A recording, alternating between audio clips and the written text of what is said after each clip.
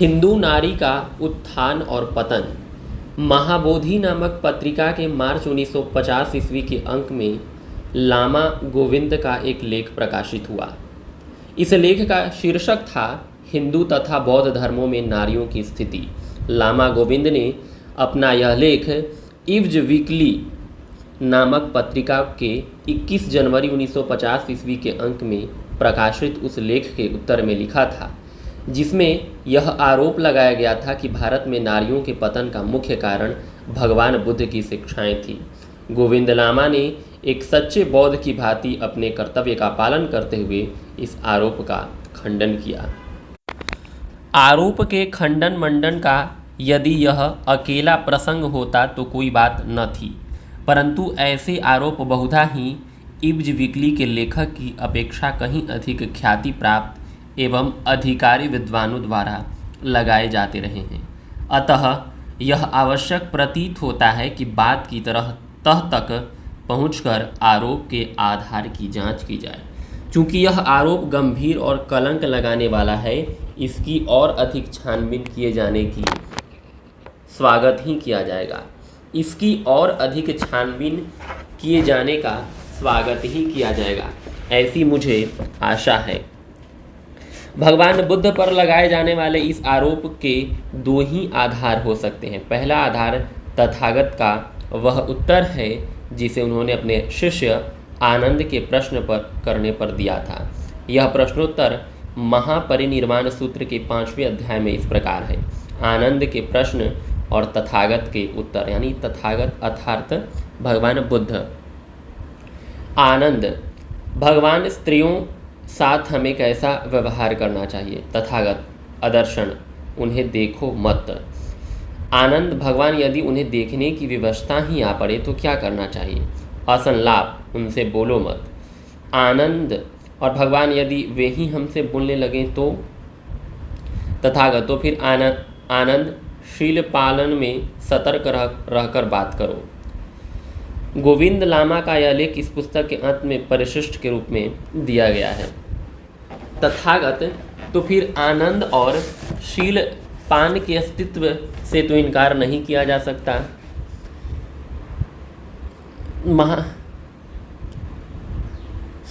महापरिनिर्वाण सूत्र के इस प्रसंग के अस्तित्व से तो इनकार नहीं किया जा सकता, क्योंकि उस सूत्र के उपलब्ध संस्करणों में यह प्रसंग मौजूद है। प्रश्न केवल यह रह जाता है कि यदि इस प्रसंग को आरोप का आधार बनाया जाता है तो क्या यह आवश्यक नहीं है कि इस बात की छानबीन की जाए कि क्या यह प्रसंग मौलिक है अथवा कालांतर में भिक्षुओं द्वारा प्रक्षिप्त किया हुआ। आज के सूत्र पीटक हमें बौद्ध चिंतन शैली के लिए एकदम अपरिचित एवं अकल्पित पुराणपंथी मान्यताओं से भरे दिखाई देते हैं। इनमें मूल विचारों को ब्राह्मणशाही ढंग से इस प्रकार तोड़ मरोड़ कर प्रस्तुत किया गया है कि जो लोग बौद्ध शिक्षाओं के तत्व ज्ञान को जानते हैं उन्हें उपलब्ध सूत्र पीटक देखकर आश्चर्य होता है। श्रीमती रोज डेविड्स ने भी इस प्रकार आश्चर्य व्यक्त करते हुए कहा है, सूत्र पीटक की पंक्तियों में गौतम बुद्ध ढूंढे से भी नहीं मिलते। बुद्ध के कथन में जाने अनजाने में कितना मिश्रण हुआ है कहा नहीं जा सकता। इनमें समय समय पर परंपरागत कंठस्थ रखने वालों द्वारा शिष्यों को पढ़ाते व रटाते समय आचार्यों द्वारा तथा विभिन्न संपादनकर्ताओं द्वारा जिन्होंने सदियों पूर्व भाषण के रूप में कही गई बातों को लेखबद्ध करने का प्रयास किया, मनमानी मिलावट की जाती रही है। और इन मिलावट करने वालों की विशेषता यह थी कि ये परंपरा को कंठस्थ रखने वाले आचार्य तथा संपादनकर्ता सभी विरक्त लोग थे। इनका जीवन दर्शन तथा व्यवहार समाज के अन्य वर्गों से भिन्न था, अतः इनके अपने विचारों का प्रभाव पड़ना स्वाभाविक था।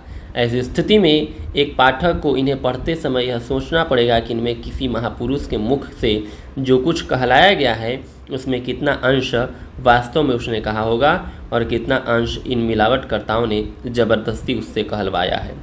इस प्रकार कुछ अन्य तथ्य भी इस शंका की पुष्टि करते हैं कि तथागत और आनंद का उक्त प्रश्नोत्तर भिक्षुओं द्वारा कालांतर में प्रक्षिप्त किया हुआ है।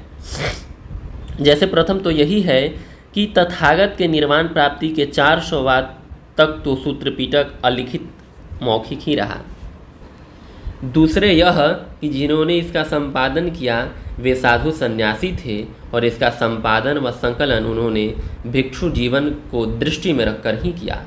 क्योंकि भिक्षु जीवन में ब्रह्मचर्य एक अभिष्ट आदर्श है तथा इस संबंध में भगवान की आदेश अपरिहार्य है, अतः भगवान के मुख से ऐसे नियम अथवा आदर्श का कहलवाना सूत्र पीठक एक साधु संकलनकर्ता के लिए स्वाभाविक ही रहा होगा।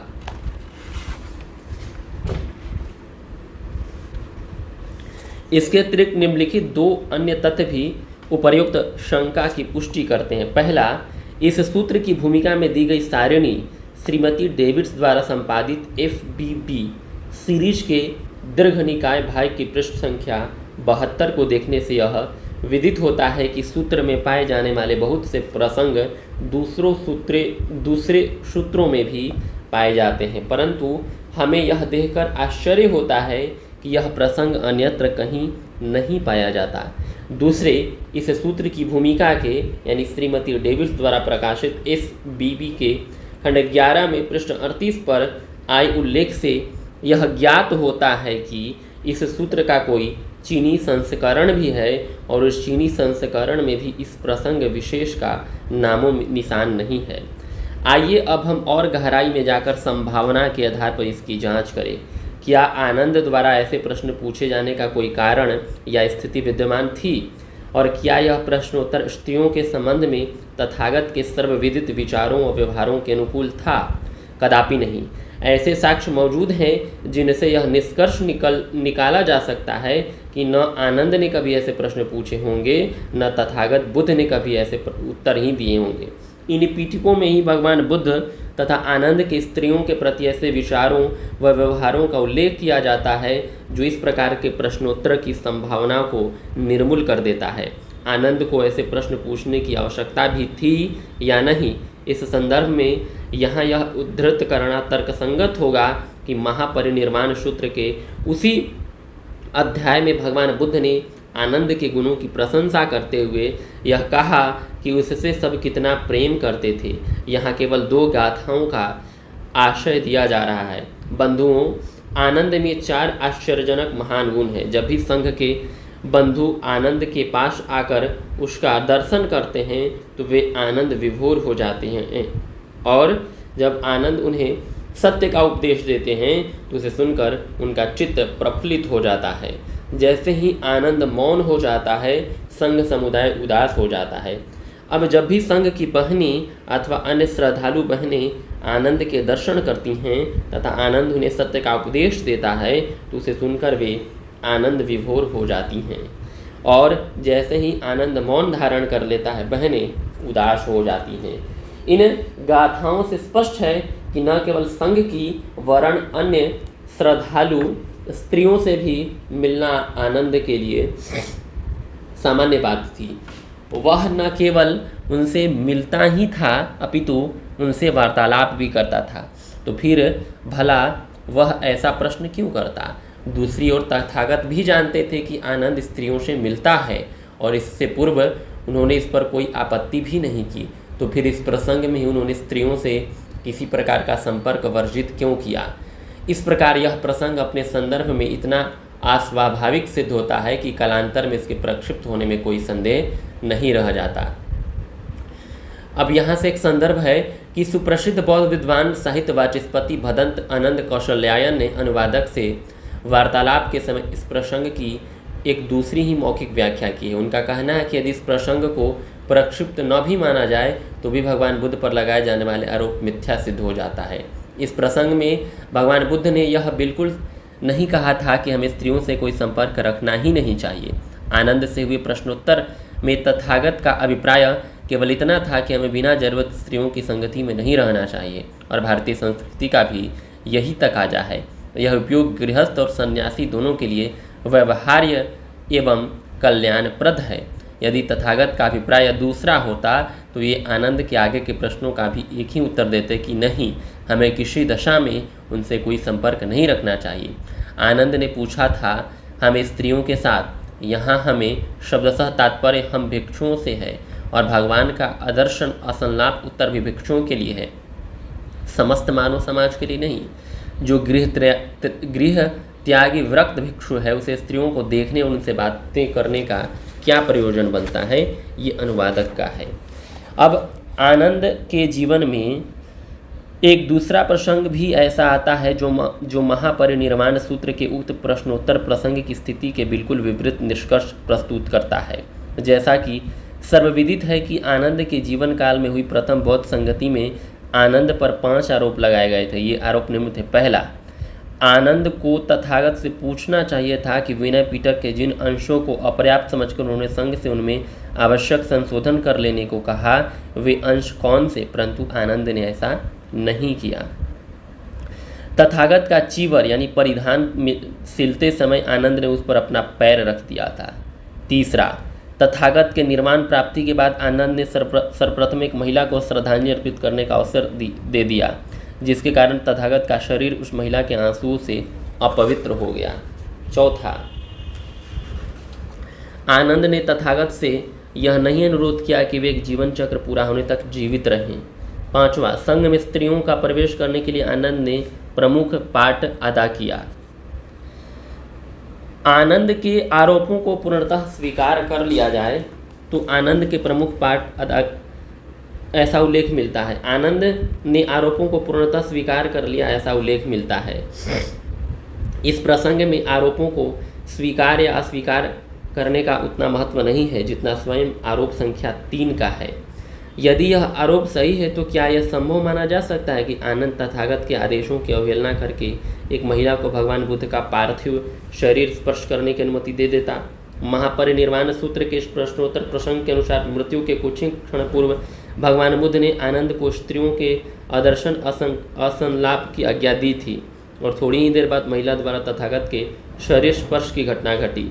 तो क्या आनंद इतनी जल्दी भगवान का आदेश भूल गया या उसने आदेश का उल्लंघन करके ऐसा होने दिया? इन प्रश्नों का उत्तर प्रत्येक दशा में नकारात्मक ही मिलता है। तो फिर इन नकारात्मक उत्तर से क्या यह निष्कर्ष नहीं निकला कि भगवान बुद्ध ने तथाकथित प्रश्नोत्तर में स्त्रियों के प्रति वैसा व्यवहार किए जाने का परामर्श कभी नहीं दिया होगा? अन्यथा उनका आनंद जैसा शिष्य उनके परामर्श के विपरीत आचरण कभी नहीं होने देता। अतः तर्क यही कहता है कि स्त्रियों के प्रति किए जाने वाले व्यवहार के लिए तथाकथित परामर्श कभी नहीं दिया गया। अब इस प्रसंग की जांच तथागत के पक्ष से भी कर लेना चाहिए। क्या तथागत के लिए आनंद को उक्त परामर्श देना स्वभाव व आचरण के अनुकूल था? इस प्रश्न के लिए हम स्त्रियों के प्रति तथागत के अपने आचरण का अध्ययन करना होगा। आनंद को दिए गए तथाकथित परामर्श के अनुसार क्या तथागत स्वयं स्त्रियों से मिलने में परहेज करते थे? देखिए, तथ्य व इतिहास इस संबंध में क्या साक्षी देते हैं। इस संबंध में 2 उदाहरण तुरंत मस्तिष्क में उभरते हैं। इनमें पहला विशाखा का है। विशाखा भगवान बुद्ध के 80 प्रमुख शिष्यों में से थी, जिसे प्रधानदायिका की पदवी प्रदान की गई थी। क्या तथागत के विहार में प्रविष्ट हुए बिना तथा उनके निकट जाकर उनके उपदेश सुने बिना ही विशाखा प्रधान शिष्या बन गई? यदि नहीं तो क्या आनंद को दिए गए उपदेश के अनुसार स्वयं तथागत ने विशाखा के साथ वैसा ही व्यवहार किया? और क्या इस उपदेश के अनुकूल विशाखा के मठ में पहुंचने पर अन्य भिक्षु वहां से उठकर चले गए? दूसरा उदाहरण वैशाली नगर की आम्रपाली का है। आम्रपाली अतीव सुंदर तथा राज नर्तकी थी। वह स्वयं तथागत के पास गई थी, उन्हें भिक्षुओं सहित अपने घर भोजन हेतु निमंत्रित किया था। एक होता है आमंत्रण, एक होता है निमंत्रण। तो निमंत्रण में भोजन शामिल होता है। क्या भगवान बुद्ध तथा भिक्षु ने उनसे कोई परहेज किया? प्रत्युत उन्होंने लक्ष्मियों का निमंत्रण स्वीकार न करके आम्रपाली को अनुग्रहित करना अधिक उचित समझा और उनके घर जाकर भोजन ग्रहण किया। इस पर लक्ष्मियों ने अपने को अपमानित भी अनुभव किया, पर तथागत ने इसकी परवाह नहीं की। इस प्रकार के अन्य उदाहरणों की भी कमी नहीं है। मध्यम निकाय भाग 2 के नंदकोवत सूत्र से हमें पता चलता है कि जब तथागत श्रावस्ती में ठहरे हुए थे तो महाप्रजापति गौतमी 5 स्त्रियों को लेकर उनसे धर्म और शील का उपदेश देने पहुंची थी। तो क्या उस समय भगवान बुद्ध वहां से भाग खड़े हुए थे? और संयुक्त निकाय भाग 1 हमें बताता है कि वैशाली प्रवास के समय पज्जुन की लड़की कौकनंद ने तथागत के पास उस समय पहुंची थी जब रात्रि के कई पहर बीत चुके थे। महाराज प्रसेनजीत की रानी मल्लिका के भगवान के उपदेश सुनने के लिए तब उनके पास जाने के उल्लेख भी पीटिकों में यत्र तत्र मौजूद हैं। इन सब उदाहरणों से स्पष्ट होता है कि भगवान बुद्ध स्त्रियों से परहेज नहीं करते थे और न स्त्रियां ही उनके पास जाने से डरती या संकोच करती थीं। एक, यह सही है कि भगवान बुद्ध भिक्षुओं को साधारण श्रद्धालुओं के परिवार में जाने की आदत न डालने का परामर्श दिया करते थे, क्योंकि स्त्रियों के अधिक संपर्क से पुरुषों में आने वाली कमजोरी की संभावना से वे परिचित थे। परंतु ऐसा नहीं था कि उन्होंने परिवारों में जाने की बिल्कुल मनाही की हो या स्त्री मात्र के लिए कभी कोई हीनता का भाव प्रदर्शित किया हो। इसी प्रकार यह भी सही है कि भगवान बुद्ध ब्रह्मचर्य पालन के कट्टर समर्थक थे और भारी हृदय से वे यह स्वीकार किया करते थे कि नारी ब्रह्मचर्य जीवन के लिए अभिशाप है। इसके बावजूद उनका उपदेश क्या था? क्या उन्होंने स्त्रियों से प्रत्येक प्रकार का संपर्क वर्जित किया था? नहीं, उन्होंने कभी ऐसा निषेध नहीं किया था। इसके विपरीत उन्होंने भिक्षुओं से कहा कि जब भी उन्हें किसी स्त्री से मिलने का अवसर प्राप्त हो, वे उन्हें स्थिति के अनुसार अपनी माता, बहन या पुत्री के रूप में देखें। भगवान बुद्ध के प्रति स्त्री विरोध का आरोप लगाने वाले आरोप के दूसरे आधार के रूप में उनके इस आदेश को प्रस्तुत करते हैं कि पहले तो उन्होंने भिक्षुओं के संघ में प्रवेश का ही विरोध किया और बाद में जब भिक्षुणी संघ बनाने की अनुमति दी भी तो उसे भिक्षु संघ के अधीन रखा। इस संदर्भ में भी स्थिति के विश्लेषण की आवश्यकता है। भगवान द्वारा आरंभ में महाप्रजापति के प्रवर्ज्या लेने का विरोध करने का क्या कारण था? उनका विचार था कि स्त्रियों का स्तर पुरुषों से निम्नतर है और उनके प्रवेश से संघ की मर्यादा को ठेस पहुंची, अथवा यह कि बौद्ध विकास एवं चरित्र पालन की दृष्टि से स्त्रियों में धर्म और शील का आदर्श ग्रहण करने की क्षमता ही नहीं है। उपर्युक्त दो शंकाओं में से दूसरी शंका तो आनंद ने उस समय उठाई थी जब भगवान ने स्त्रियों के प्रवेश से इनकार किया था।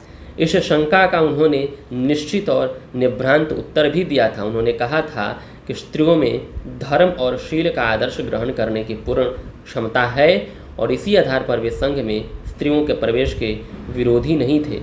इस प्रकार यह स्पष्ट हो जाता है कि वे बौद्धकालीन विकास तथा चरित्र पालन किसी भी दृष्टि से स्त्रियों को हीन या अक्षम नहीं समझते थे और यह समझना कि तथागत स्त्रियों को उनके निम्न स्तर का तथा उनके प्रवेश से संघ की मर्यादा को ठेस पहुंचाने की आशंका से प्रवेश देने के विरुद्ध थे, इसका कोई महत्व इस तथ्य के आगे नहीं रह जाता कि यदि वे ऐसा ही समझते होते तो फिर आगे चलकर भी वे कभी उन्हें संघ में प्रवेश की अनुमति नहीं देते।